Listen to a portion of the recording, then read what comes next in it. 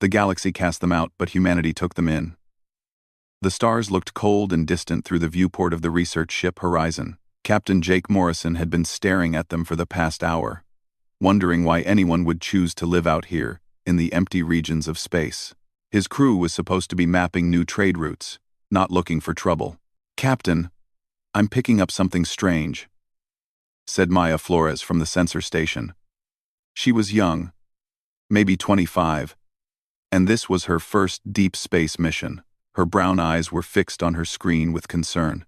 Jake walked over to her station and leaned down to look at the readings. "What am I looking at? A ship? Or what's left of one? It's drifting about 200,000 kilometers from our position. The power signature is almost nothing, but there are life signs aboard." Jake felt his stomach tighten. Finding anyone out here was unusual. This sector was empty space, far from any known settlements or trade routes. "How many life signs?" Maya adjusted her controls. "I count 12, maybe 13. They're weak though. Whatever they are, they're not doing well." "Can you identify the ship design?" "No, sir. It doesn't match anything in our database. The hull design is completely foreign to me." Jake turned to his first officer, Lisa Grant. She was a veteran of 20 years in the fleet, and nothing much surprised her anymore. But even she looked puzzled. "Recommendations?" Jake asked her. Lisa crossed her arms and studied the sensor data. "First contact protocols say we should report back to Earth Command and wait for instructions. But if those life signs are as weak as Maya says, they might not have time to wait." Jake knew she was right. He'd been in command of the Horizon for 3 years, and he'd never had to make a decision like this before. The rulebook said one thing, but his conscience said another. "Maya, try to hail them. Let's see if they can respond." The communications officer, a quiet man named Peter Walsh, worked his controls. Static filled the bridge, harsh and loud. Then, slowly, a voice came through. It was weak and distorted, and the automatic translator struggled to make sense of it. "Please, we need help. Children here. No power for life support. 6 days without food." The voice faded back into static. Jake felt every eye on the bridge turn to him. He'd known these people for years. They trusted his judgment, and right now, his judgment was telling him that regulations could wait. "Lisa, take us alongside that ship. Carefully. Maya, get Dr. Phillips and his medical team ready. Tell them to prepare for multiple casualties." "Yes, sir," both women responded. The Horizon moved through space, its engines humming softly. As they got closer, Jake could see the other ship more clearly on the main screen. It was a disaster. The hull was covered in patches, some of them looking decades old. Entire sections appeared to be held together with welding that wouldn't pass any safety inspection. Burn marks scarred the metal, and several viewing ports were cracked or missing entirely. "My God," Lisa whispered. "That thing should have fallen apart years ago." "Somebody's been keeping it together through sheer willpower," Jake said. "Peter, tell them we're coming to help. Tell them to prepare for docking." Another burst of static, then a response. This time Jake could hear the emotion in the voice, even through the poor translation. "Thank you. Thank you. We thought no one would come. Granda." The docking process took 20 minutes. The other ship's docking port was so damaged that the Horizon systems had trouble getting a seal, but eventually, the two ships connected with a shudder that Jake felt through the deck plates. "Seal is holding," reported the engineering officer. "It's not great, but it'll work." "Dr. Phillips, you're cleared aboard," Jake said into his communicator. Jake waited on the bridge, watching the monitors that showed the docking corridor. He saw Dr. Phillips and his team enter the other ship. And then there was a long silence. When the doctor's voice came back over the comm, it was tight with shock. "Captain, you need to see this." Jake didn't hesitate. He left Lisa in command and headed for the docking port. The smell hit him first as he crossed into the other ship. It was the smell of too many people living in too small a space for too long. Recycled air that hadn't been properly cleaned in weeks or months. Unwashed bodies and sickness. The corridor was dark, lit only by emergency lighting that flickered weakly. Jake's boots echoed on the metal floor as he walked deeper into the ship. He found Dr. Phillips in what looked like a cargo hold that had been converted into living quarters. There were people everywhere. Not humans, but close enough that Jake's brain struggled to process the differences. Their skin had a bluish tint, and their eyes were larger and darker than human eyes. But they had 2 arms, 2 legs, and faces that showed the same exhaustion and hope that any human face could show. Children huddled against adults, an elderly being sat in a corner, too weak to stand. A woman held an infant that looked far too thin. "They're starving," Dr. Phillips said quietly. "All of them. And they're suffering from exposure to radiation. That ship's shielding is almost non-existent." One of the aliens approached Jake slowly. He was tall and thin, wearing clothes that had been patched so many times that the original fabric was hard to identify. He spoke, and the translator in Jake's ear rendered his words into English. "I am Len. I speak for these people. Are you really here to help us?" Jake looked into those large, dark eyes and saw fear mixed with desperate hope. "Yes, we're going to get you food and medical care. All of you." Len's legs seemed to give out. He sat down hard on the floor, and tears ran down his blue-tinged cheeks. "We have been drifting for so long. We heard stories that humans were different, that you helped people, but we didn't believe. We thought we would die out here." "How long have you been out here?" Jake asked. 3 years on this ship, but my family has been in exile for 5 generations. We have never known a home world." Jake felt something cold settle in his chest. "Exile? Who exiled you?" Len looked up at him. "The Galactic Council. They said our people were not worthy, that we failed to meet their standards. So they sent us away, into the dark spaces where no one goes. They do this to many peoples. Anyone who fails them, anyone who disagrees with them, anyone they decide is not good enough." "How many people are we talking about?" Jake asked slowly. "I do not know the total number, but there are many ships like ours, hundreds, perhaps thousands, all drifting in the empty spaces, trying to survive. We trade with each other when we can, we help each other, but there is never enough food, never enough medicine. People die every day." Jake felt anger building in his chest. He turned to Dr. Phillips. "Get everyone off this ship, and onto the horizon. I don't care if we have to sleep in shifts. No one stays on this wreck." "Captain, we don't have the resources for—" Dr. Phillips started. "I'll find the resources. Get them moved." Jake activated his communicator. "Maya, I need a full sensor sweep of this entire sector.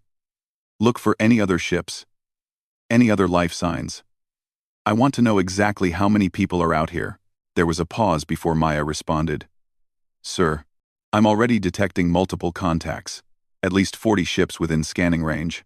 And Captain, they're all showing the same profile as this one.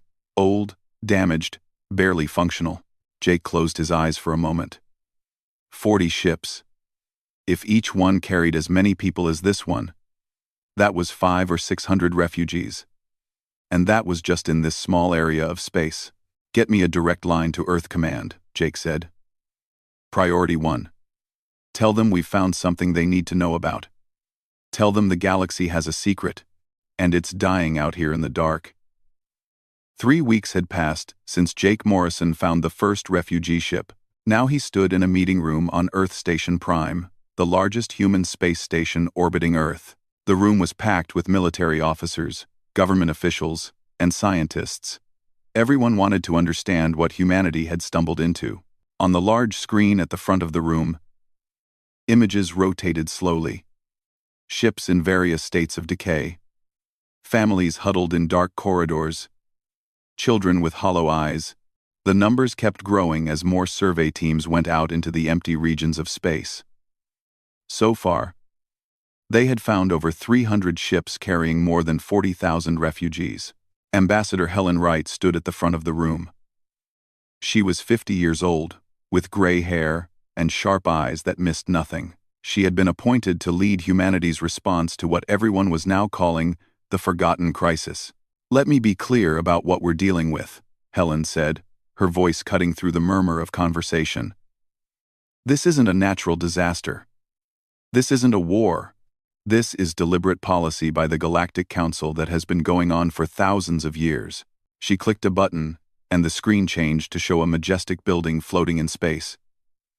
It was beautiful, made of some kind of crystal that caught the light and threw rainbows across its surface. This is the seat of the Galactic Council, 47 member species, controlling most of the known galaxy. They present themselves as peacekeepers and civilizers. But what they really are is judges, and anyone who fails their judgment gets exiled. A hand went up.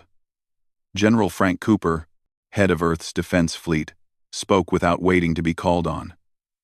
What kind of failures are we talking about? What did these people do? Helen pulled up another set of images.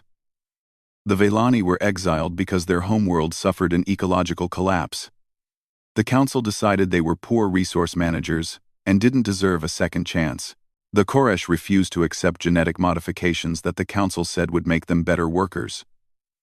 The Drenics protested against council trade policies and were labeled as troublemakers. The Yothran lost a war to a species that the council favored, so they were punished along with the winners.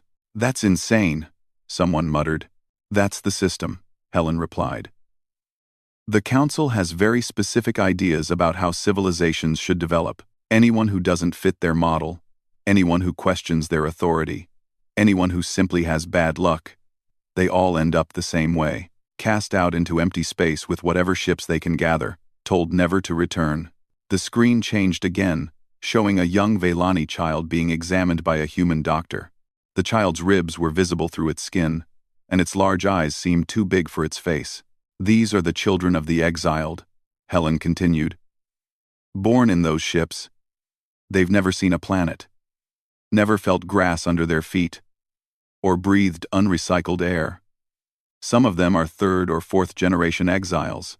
Their great-grandparents were the ones who were cast out, but they're still paying the price. The room was silent now. Jake watched faces around the table. He saw anger, disgust, and determination. What's the council saying about all this? Asked someone from the diplomatic corps. Helen's expression hardened. They're furious with us. They've sent 3 formal protests, demanding that we stop interfering with their internal affairs. They say the exile system is necessary to maintain galactic order. They've threatened us with sanctions and trade restrictions. Let me guess, General Cooper said. They want us to push these people back out into space and pretend we never found them. Exactly. According to the Council, helping the exiled is a violation of galactic law. They say we're too new to understand the complexities of maintaining civilization across thousands of star systems. What did the president say? Jake asked. Helen smiled for the first time. President Collins told the Council ambassador that humanity has its own experience with being cast out and judged unworthy. She said we remember what it's like to be told you don't deserve help, and she said that Earth will not abandon people in need, no matter what the Council thinks about it. A cheer went up around the room. Helen let it die down before continuing. The United Nations backed her up. Every major nation on Earth has pledged resources to the relief effort. We're converting mining stations into temporary shelters. We're sending supply ships with food and medicine.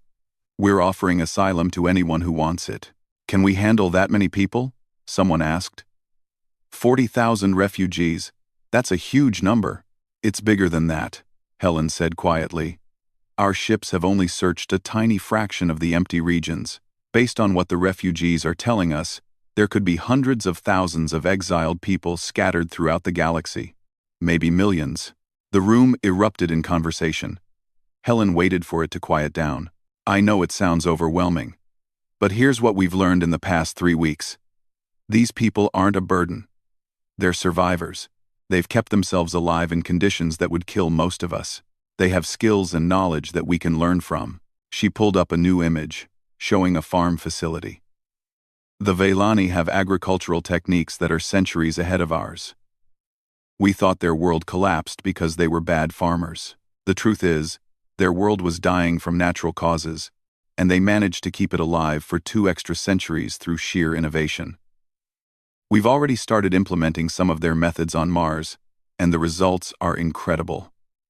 Another image appeared, this time of a medical facility. The Koresh refused genetic modifications because they had developed their own medical technology that they believed was better. Turns out they were right. Their treatments for genetic diseases are making our doctors rethink everything we know about the field. Jake felt a surge of pride. He'd been right to help that first ship. They all had been right. What about the council? General Cooper asked.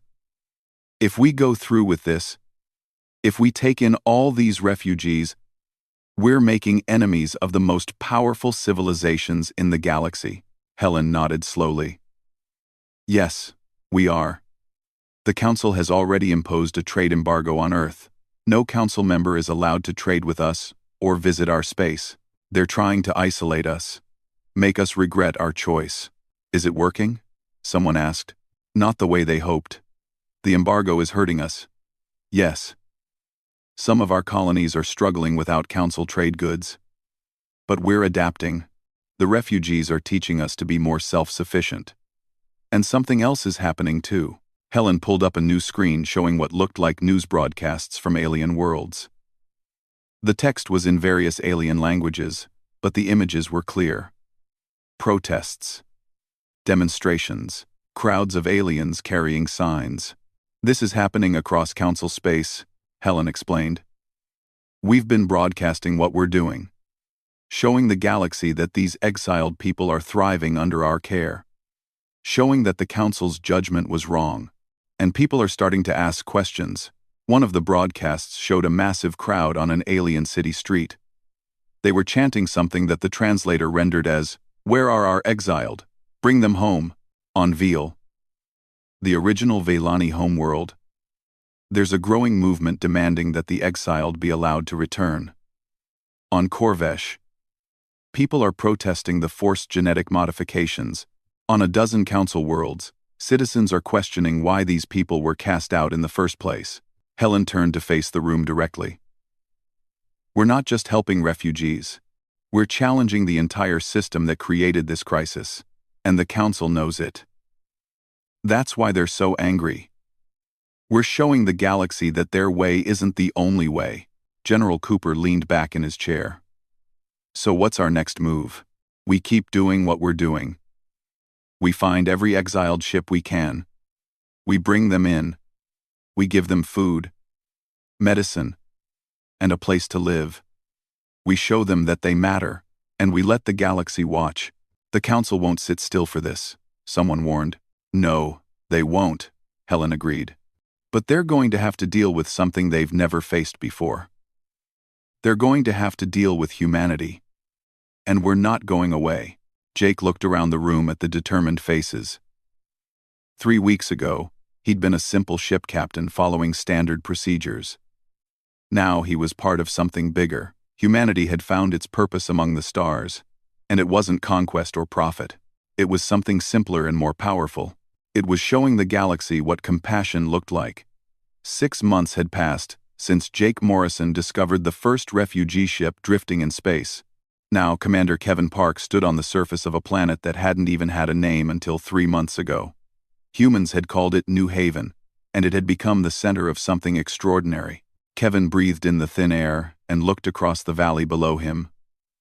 Prefabricated buildings dotted the landscape like metal mushrooms, their solar panels glinting in the light of the system's yellow sun. Between the buildings, he could see gardens starting to grow.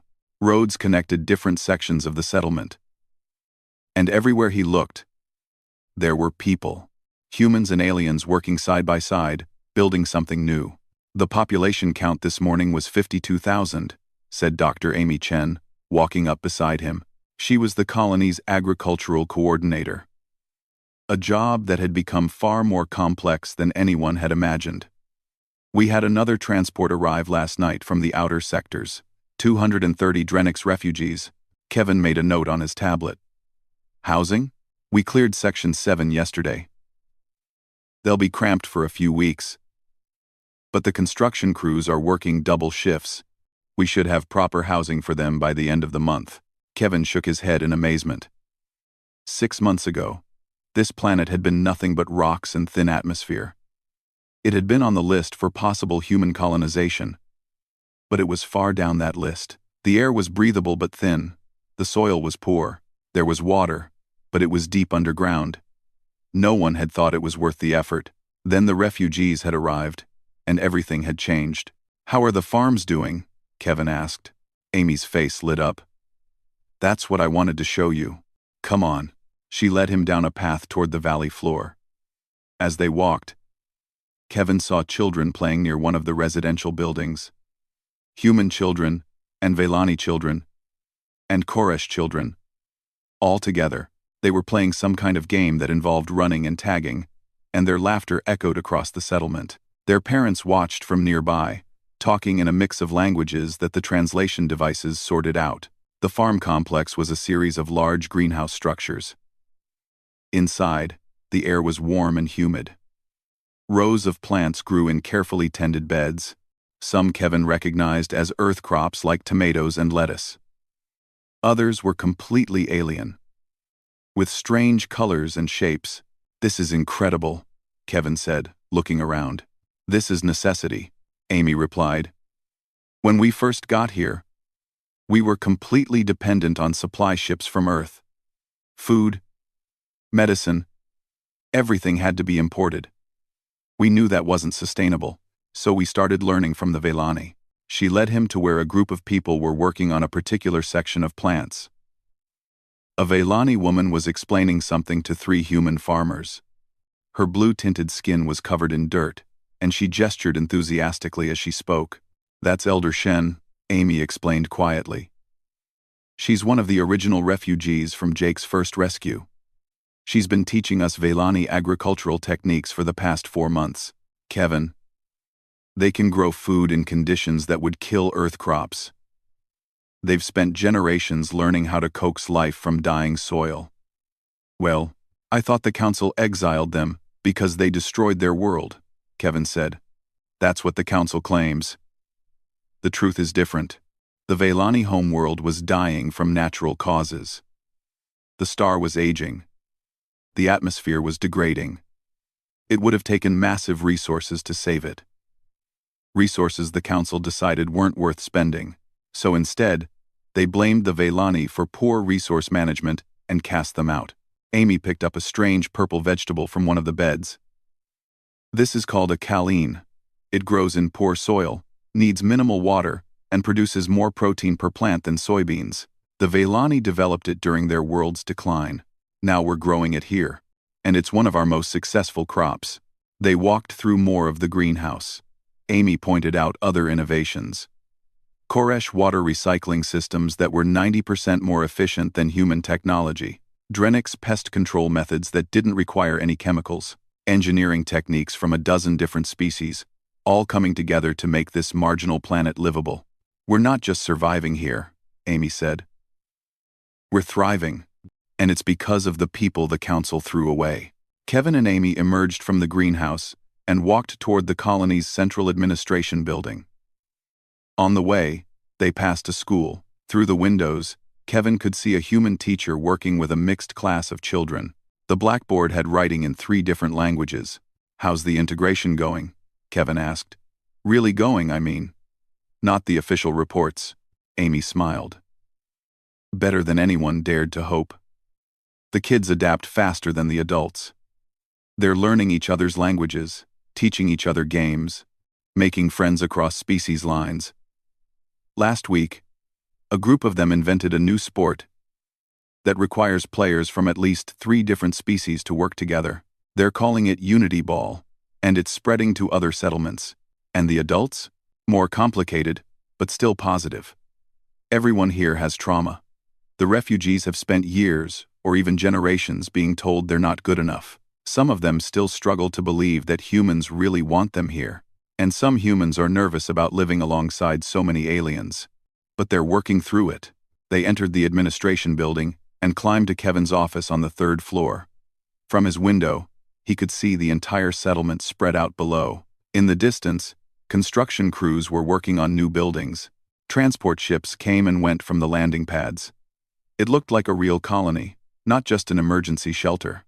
We got a message from Earth this morning, Amy said, her tone shifting. From the diplomatic corps. Kevin felt tension creep into his shoulders. What did it say? The council is escalating. They're calling what we're doing here the human contamination. They say we're destabilizing galactic order by harboring failed civilizations. The trade embargo is still in effect, and they're pressuring other species to join it. How bad is it? Amy pulled up a data screen on Kevin's desk terminal. The embargo is hurting. Some of our outer colonies are struggling without council trade. Medical supplies are running low in a few places. Advanced technology that we used to import, we now have to develop ourselves or do without. But, Kevin said, hearing something in her voice, but we're managing. The refugees are helping us become more self-sufficient, faster than we ever could have alone. And there's something else. Amy pulled up another screen. It showed intercepted communications, heavily encrypted but partially decoded. We're picking up signals from inside council space. Private communications, underground networks. There are species within the council, species that aren't exiled, who are watching what we're doing here. And they're asking questions. Kevin leaned forward. What kind of questions? Why were these people really exiled? If the Velani are such failures, why are their farming techniques better than what the council uses? If the Koresh genetic medicine is so dangerous, why is it curing diseases that council medicine can't touch? These people are starting to wonder if the council has been lying to them.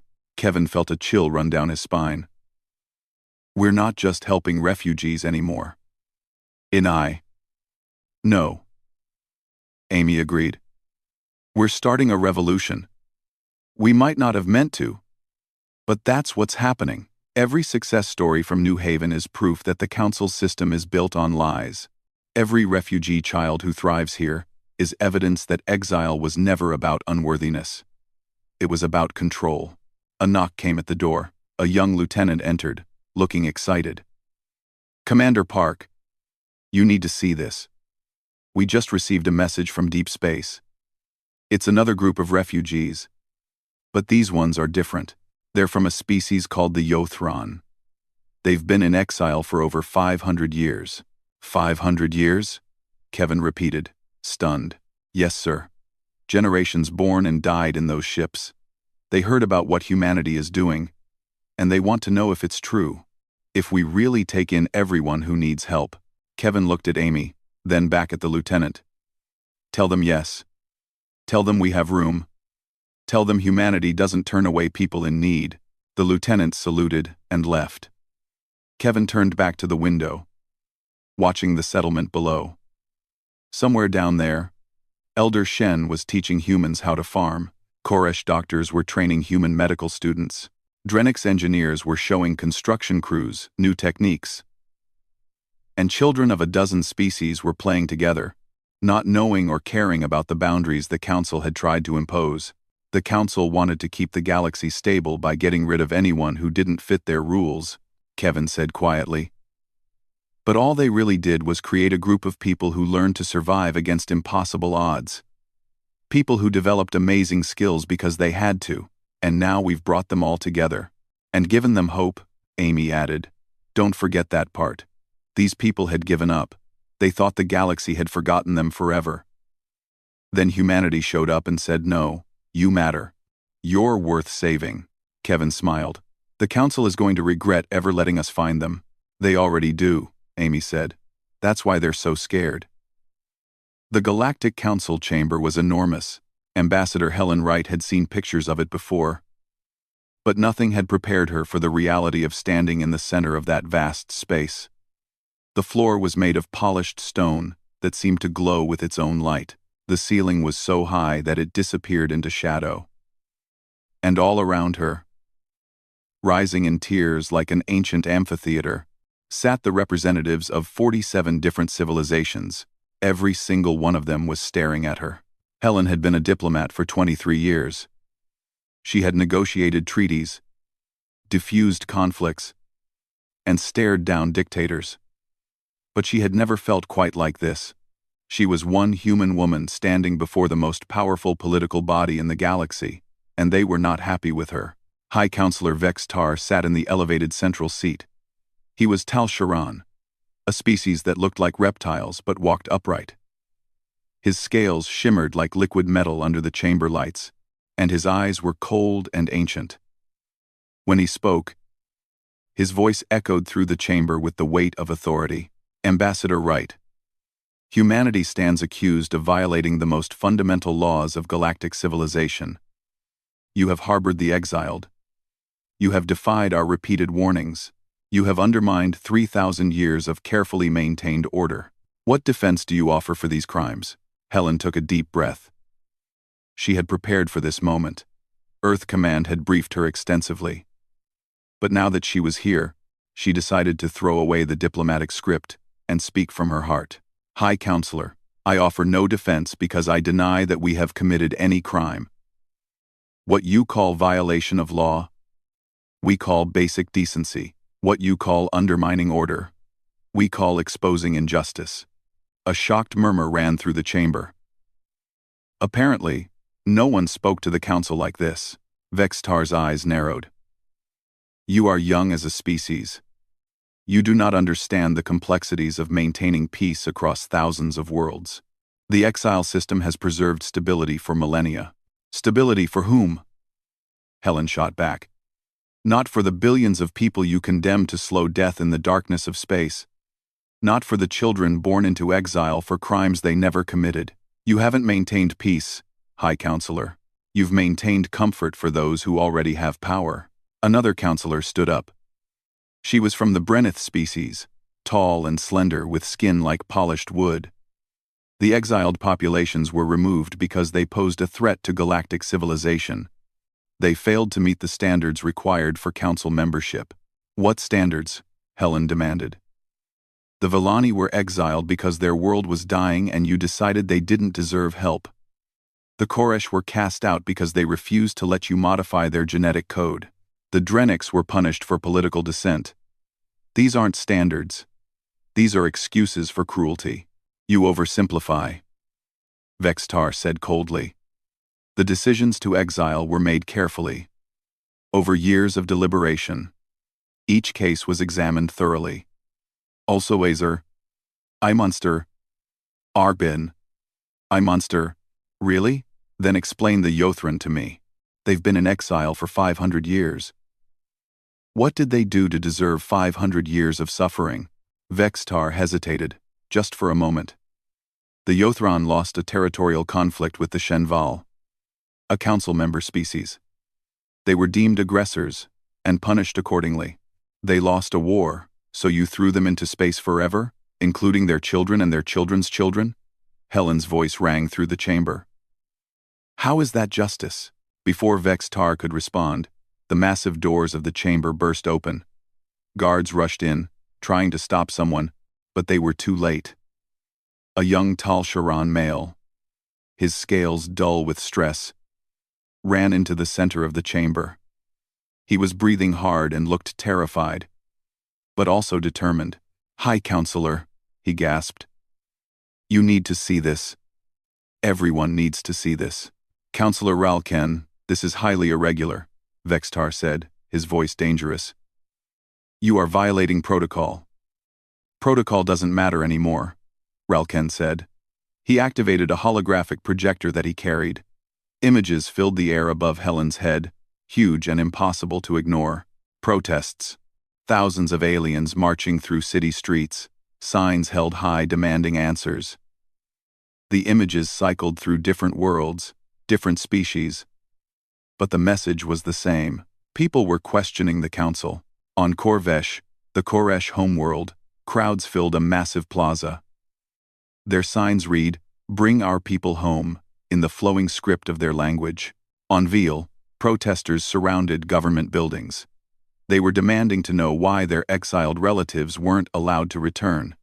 On a dozen other worlds, citizens were marching, chanting, asking questions that the council had never wanted them to ask.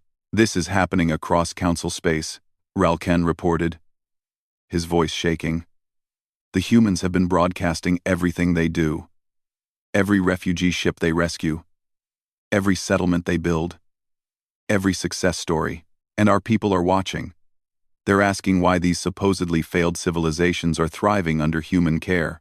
Helen watched the images cycle past. She saw Velani children laughing as they played in the gardens of New Haven. She saw Koresh doctors working alongside human medical teams.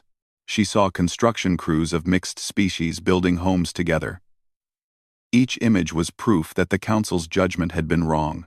"You did this," Vextar said, turning his cold eyes on Helen. "You poisoned the galaxy against us with your propaganda." "We didn't poison anything," Helen replied calmly. "We just showed people the truth. The poison was already there. In a system that values conformity over compassion, that mistakes cruelty for strength." A new voice spoke up, one that made everyone in the chamber turn. Counselor Nera, of the Lith Collective, rose from her seat. The Lith were one of the Council's founding members. They had been part of galactic government for all 3,000 years of its existence. When Nera spoke, people listened. "Perhaps," she said slowly, "it is time we reviewed the exile protocols." The chamber exploded into noise. Counselors shouting at each other. Some agreeing with Nera. Others calling her a traitor. Guards looking uncertain about whether they should do something. Helen stood in the center of it all, watching the foundation of the galaxy's government crack. Vextar slammed his hand down on his desk, and the sound echoed like thunder. "Order! I demand order in this chamber!" The noise died down, but slowly. The tension in the air was thick enough to cut. "Counselor Nera," Vextar said, his voice tight with barely controlled anger. "You would undo 3,000 years of policy because of human sentimentality?" "I would undo 3,000 years of policy because it was wrong," Nera replied. "The humans have proven that. These exiled populations are not the burden we claimed they were. They are not failed civilizations. They are people who didn't fit into our narrow definition of acceptable." Another counselor stood. This one from the Jek species.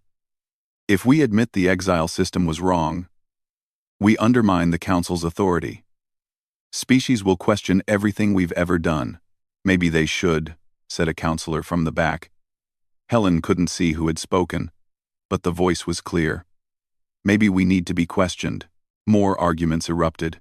Helen watched as the council that had ruled the galaxy for millennia began to tear itself apart. The images from Ralken's projector still hung in the air, showing the protests spreading across dozens of worlds. Vextar stood up, his full height imposing. "This session is adjourned. We will reconvene in 3 days to discuss these matters properly. Ambassador Wright, you will remain in council space until we reach a decision about humanity's status." "What decision?" Helen asked. "Whether you are honored guests or enemies of galactic peace," Vextar said coldly. The counselors began filing out, still arguing among themselves. Helen stood alone in the center of the chamber as it emptied.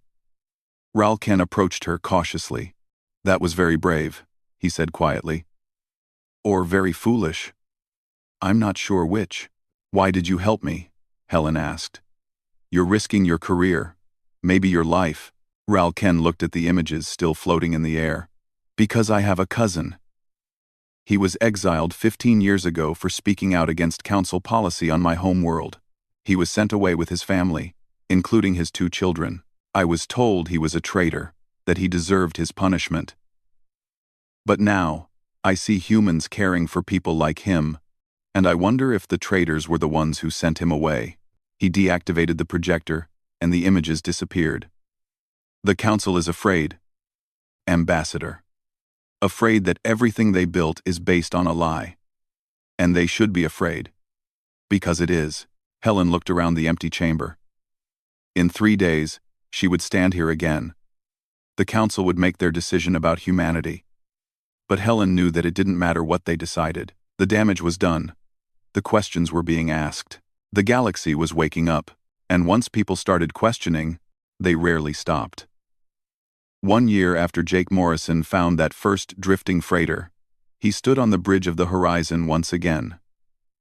But this time, he was not alone in empty space. Around his ship, nearly 200 vessels maintained formation. Some were human warships and transports. Others were retrofitted refugee ships, that had been repaired and upgraded.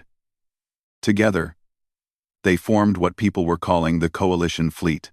Jake looked at the sensor display and felt a surge of emotion. They were bringing home the last major group of exiles. After a year of searching, after thousands of rescue missions, this was the final gathering. The end of one chapter and the beginning of another. Final count is 23,000 individuals, Maya Flores reported from her station. She wore the uniform of the Coalition Fleet now, a new service that combined human and refugee personnel. We've got Velani, Koresh, Drenix, and 15 other species. The Yothran make up the largest group. They've been in exile the longest, 500 years, Jake said quietly. He had met some of the Yothran elders, people who were the great-great-great-grandchildren of the original exiles. They had been born in darkness, lived their entire lives in dying ships, never imagining they would see anything else. Until humanity arrived, Lisa Grant looked up from her console, and she was smiling. "Captain, message coming in from Earth Command. You're going to want to hear this. Put it through." The communication officer's voice came over the speakers, and Jake could hear the excitement in it. "Captain Morrison, Earth Command is pleased to inform you that the Galactic Council has officially repealed all exile laws effective immediately. The action is being called the Great Reformation. All exiled populations are to be contacted and offered repatriation to their home worlds or council protection." Cheers erupted across the bridge. Jake felt relief wash through him like a wave. It had worked. Everything they had done, all the risks they had taken, it had actually worked. "There's more, Captain," the voice continued. "The Council is offering humanity full membership status. We're being granted a seat with immediate voting rights. They're also formally requesting our assistance in locating and helping any remaining exile populations." "What did President Collins say?" Jake asked. "The President accepted the Council seat, but with conditions. She's demanding a full investigation into who made the exile decisions and why. She also insisted that any species currently in exile must have complete freedom to choose where they want to live. If they want to stay with humanity instead of returning to Council space, that choice must be respected." Jake nodded. That sounded like President Collins. She was tough and fair, and she didn't trust easily. The Council would have to prove they had really changed. "Captain Morrison," a new voice came through, this one familiar and warm. "This is Elder Shen of the Velani. I'm speaking on behalf of all the people you're bringing home today. We want to thank you, not just for rescuing us, but for seeing us as worthy when the rest of the galaxy did not." Jake felt a lump in his throat. "Elder Shen, you don't need to thank us. What we did was just basic human decency." "That is precisely why we thank you," Elder Shen replied. "For 3,000 years, the galaxy forgot what decency looked like. Humanity remembered. You reminded all of us what civilization should truly mean." Jake looked at his crew. Maya was wiping tears from her eyes. Lisa was smiling wider than he'd ever seen. Even the usually serious Peter Walsh was grinning. They had all been part of this. Every single person on every single human ship that had gone out searching for the lost and forgotten. All ships. "This is Captain Morrison," Jake said into the fleet-wide channel. "Set course for New Haven. Let's bring these people home." The fleet moved as one, engines lighting up against the darkness of space. Jake watched the navigation display as they began the journey. New Haven was 3 days away at their current speed. 3 days, and then these people would step onto solid ground for the first time in generations. The journey was quiet. The rescued refugees needed time to rest, to eat real food, to believe that this was actually happening. Jake spent the time reading reports from across human space. What he learned amazed him. New Haven now had a population of over 80,000. 7 other colonies had been established, each one a mix of human and refugee populations. The integration was going better than anyone had dared hope. Schools taught in multiple languages. Hospitals combined human and alien medical techniques. Factories used designs from a dozen different species. The Veilani farming methods had been adopted across all human agricultural colonies. Crop yields had increased by 40% in some places. The Koresh genetic medicine was saving lives every day, curing diseases that human doctors had struggled with for decades. The Drenix engineering techniques were revolutionizing construction. Every species brought something valuable, something unique, but it wasn't just practical benefits. Jake read reports about cultural exchanges, human musicians learning Veilani instruments, Koresh poets translating their work into English, children's books being written in multiple languages, holidays being celebrated together, art galleries showing works from across the galaxy. The galaxy that had thrown these people away had lost all of this, all this creativity, all this knowledge, all this potential, and humanity had gained it all simply by being willing to help. On the second day of the journey, Jake received a private communication from Ambassador Helen Wright. She was still at the council station, overseeing the implementation of the new policies. "Jake, I wanted to give you a heads up," Helen said. Her face on the screen looked tired but satisfied. "We're getting reports from across council space. Some of the exiled populations are choosing to return to their homeworlds. But a lot of them are asking to stay with humanity." "How many is a lot?" Jake asked. "Current estimates say about 60% want to stay in human space. They're saying they don't trust the council. Even with the new policies, they feel safer with us." Jake thought about that. "Can we handle that many people? We're going to have to. And honestly, Jake, I think it's good. These people have skills we need. And more than that, they have perspective. They've seen the worst the galaxy can offer, and they've survived it. That kind of strength is valuable." "What's the council saying about it?" Helen smiled. "They're not happy, but they agreed to respect individual choice. They're realizing that if they try to force people to come back, it'll just prove that they haven't really changed. So they're trying to woo people back with promises of land and resources. And it's not working? Not as well as they hoped. The trust is gone, Jake. These people were thrown away once. They're not eager to give the council a second chance to do it again." After the call ended, Jake walked through the ship. He visited the refugees in their temporary quarters. He saw families huddled together, talking in quiet voices. Children playing games with toys that human crew members had given them. Elderly beings simply sitting and staring out viewports, watching the stars go by. He stopped to talk with a Yothron woman named Kira. She was old, her skin wrinkled and her movements slow. But her eyes were sharp and bright. "My grandmother told me stories," Kira said. "Stories about living on a planet, about walking under an open sky, about rain falling from clouds. I thought they were just fairy tales, things that couldn't really exist. In 3 days, you'll see it all for yourself," Jake told her. "I know.